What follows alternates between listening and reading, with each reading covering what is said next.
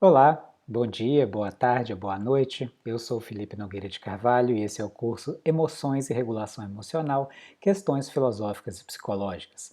Bom, após falar sobre regulação emocional, a partir desse módulo de hoje nós vamos começar a entrar nas teorias filosóficas e psicológicas de emoções propriamente ditas. E o tema principal da aula de hoje será a teoria das emoções básicas. Ela foi desenvolvida principalmente pelo psicólogo Paul Ekman nos anos 60 e 70. Ela foi uma teoria bastante influente durante várias décadas, mas que vem sofrendo duras críticas ao longo dos anos. Apesar de ainda ser e uma opção teórica viável até hoje, quer dizer, ainda existem pessoas, teóricos, que defendem a teoria das emoções básicas, ela não é mais uma teoria dominante na psicologia das emoções, tal como era algumas décadas atrás. Então, neste módulo, nós iremos ver brevemente o que é a teoria das emoções básicas, o que ela diz sobre o que é uma emoção, o que é a experiência emocional e qual a consequência desse modo de pensar emoções para a regulação emocional, que é o principal interesse do nosso curso aqui. Bom, a teoria das emoções básicas, ela foi inspirada pelas observações de Charles Darwin em um livro de 1872 chamado A Expressão das Emoções no Homem e nos Animais, onde o Darwin diz que expressões faciais de emoção teriam evoluído para ajudar um organismo a se preparar para responder de forma adaptativa a certas situações ambientais recorrentes, situações que nossos ancestrais enfrentaram, como ameaça, perda, disputa e assim por diante. Então, por exemplo, em uma situação em que um organismo está diante de um predador, por exemplo, então os olhos se arregalam para aumentar o campo visual. A boca se abre para permitir uma maior oxigenação e assim por diante.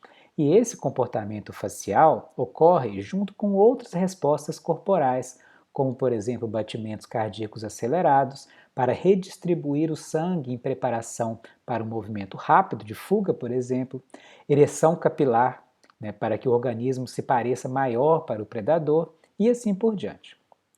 Inspirado pelas essas observações, o psicólogo Sylvan Tompkins desenvolveu a noção de programas de afeto, que seriam mecanismos biológicos inatos, geneticamente programados, para se ativar automaticamente sempre que nós estivermos diante de um determinado tipo de situação. Então, por exemplo, diante de um predador, o sistema de afeto do medo se ativa. Em uma situação de disputa, o sistema biológico da raiva se ativa, e assim por diante.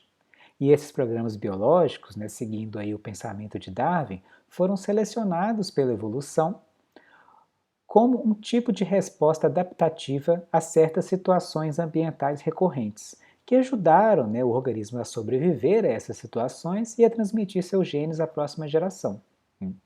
Então, o medo é uma resposta a uma ameaça, a raiva é uma resposta a uma disputa, a um impedimento externo na realização de um objetivo, e assim por diante.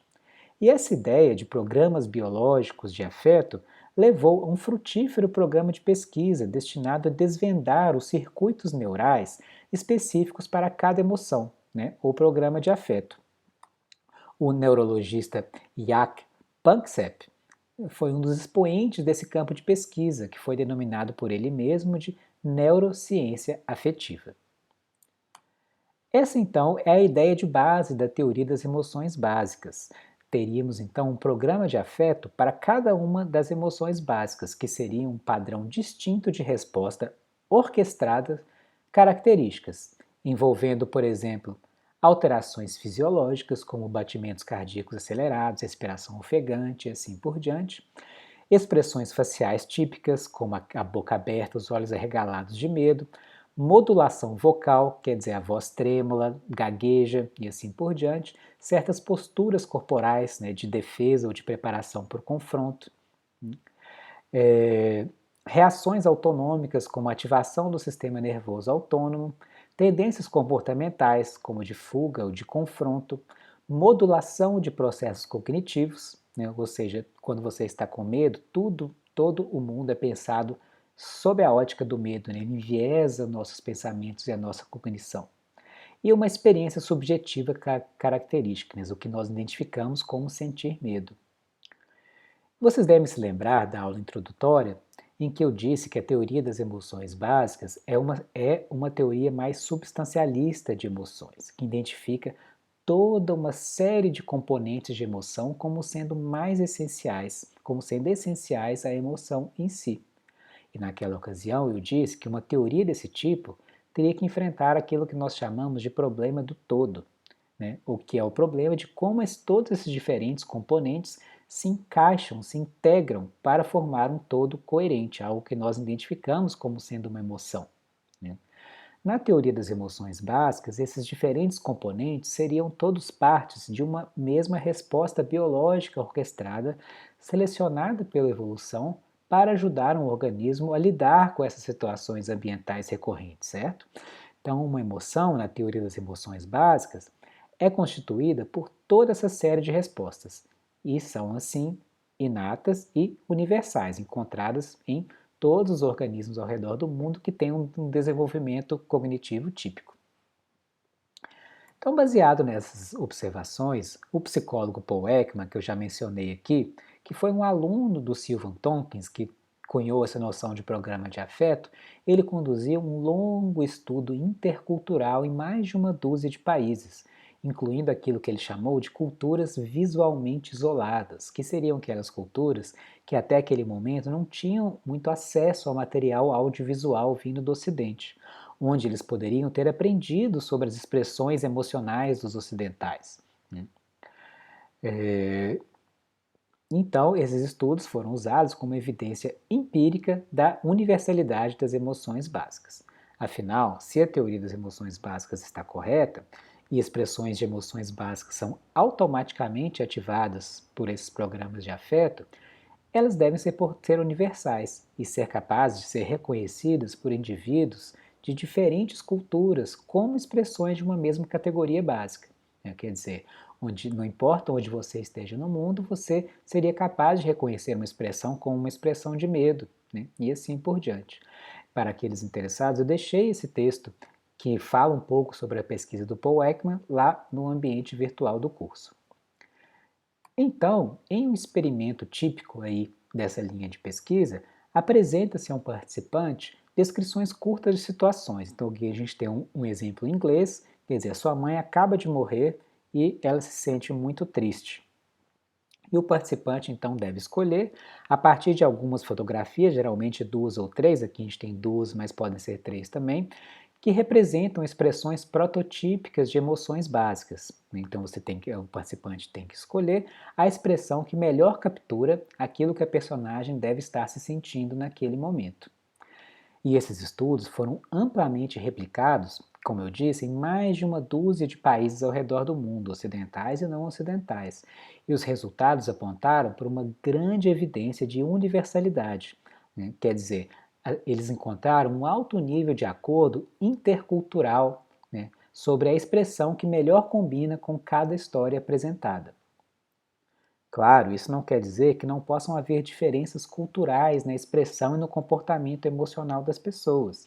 É óbvio que essas diferenças existem, e toda teoria de emoções deve ser sensível a essa variação, né? Quer dizer, aquilo que assusta um japonês, um aborígene da Austrália ou um indígena da Amazônia é certamente muito diferente, dependendo da experiência não só de cada cultura, mas de cada indivíduo no mundo.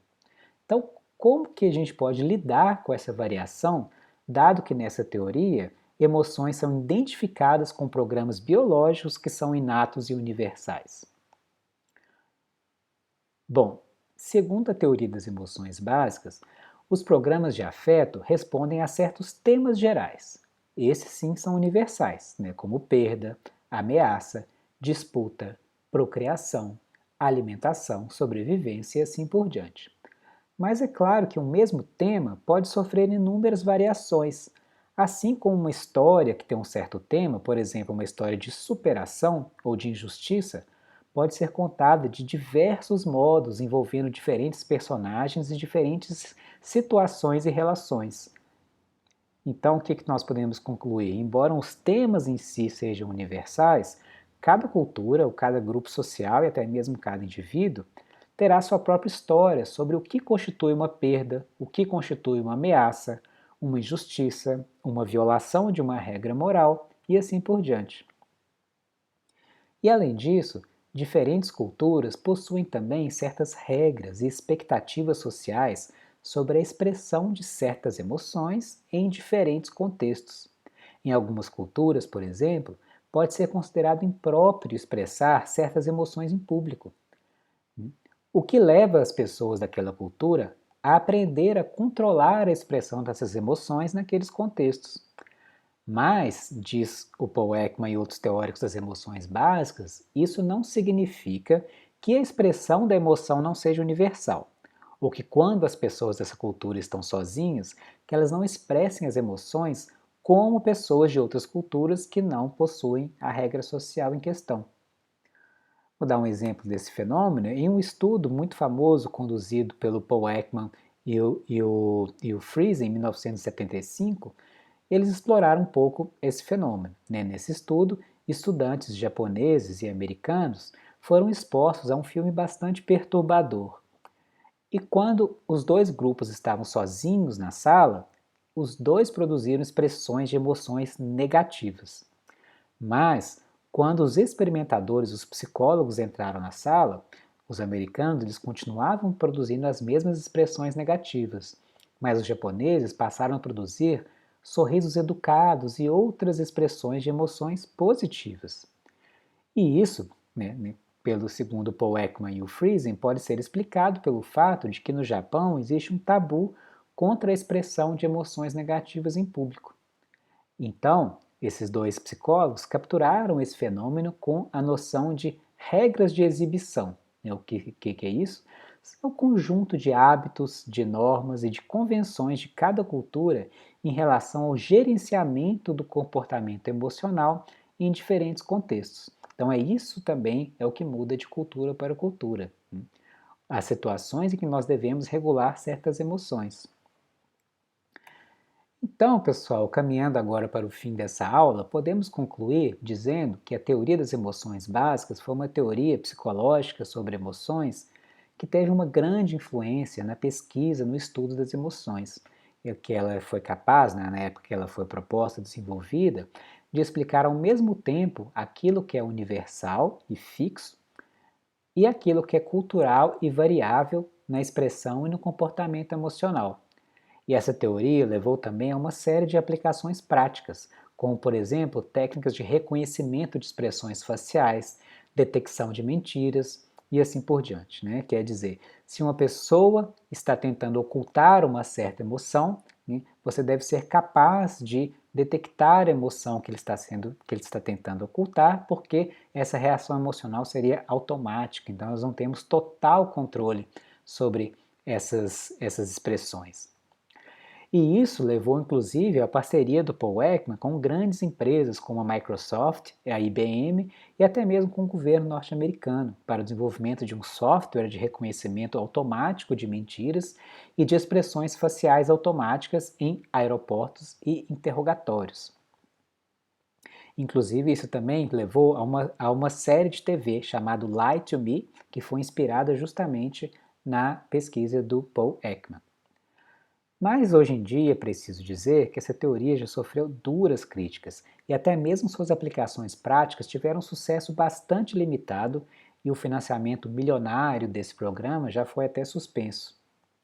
Algumas das críticas mais contundentes a essa teoria vêm da teoria da construção psicológica, que veremos um pouco mais adiante nesse curso, em que argumenta que emoções e expressões emocionais são muito mais variáveis do que supõe a teoria das emoções básicas, e que expressões faciais de emoção não são, na verdade, universais. Eu não vou falar disso agora, porque nós veremos essas críticas em mais detalhe mais adiante no curso. Mas o que é importante que a gente reter nesse momento é a proposta da teoria das emoções básicas de se pensar em emoções como respostas biológicas orquestradas a certas situações ambientais, como perda, ameaça, disputa e assim por diante, que seriam temas universais que admitem uma variação cultural dentro de um mesmo tema, certo? Uma consequência dessa teoria é que ela nos dá uma certa universalidade das emoções, né? Quer dizer, mesmo que haja uma variação cultural no comportamento emocional das pessoas, todos teríamos os mesmos programas de afeto, que ativariam o mesmo padrão complexo de resposta a diferentes variações de um mesmo tema. E se formos pensar sobre isso, é exatamente isso que nos conecta como seres humanos, né? Nós respondemos emocionalmente aos mesmos temas universais, mas claro, com variações individuais e culturais naquele roteiro, certo? E finalmente, antes de acabar, nós devemos nos perguntar, que é o nosso principal interesse aqui nesse curso, quais são as consequências dessa teoria para o modo como nós pensamos a regulação emocional? Se emoções são programas biológicos que se ativam automaticamente diante daquilo que em nossa cultura e em nossa história individual se constitui como um tema universal, será que nós não temos nenhum controle sobre nossas respostas emocionais uma vez que esses programas sejam ativados? Será que é possível impedir esses programas de se ativarem? Nós vamos explorar alguma dessas questões mais a fundo no próximo vídeo desse módulo. Obrigado por sua atenção e até lá!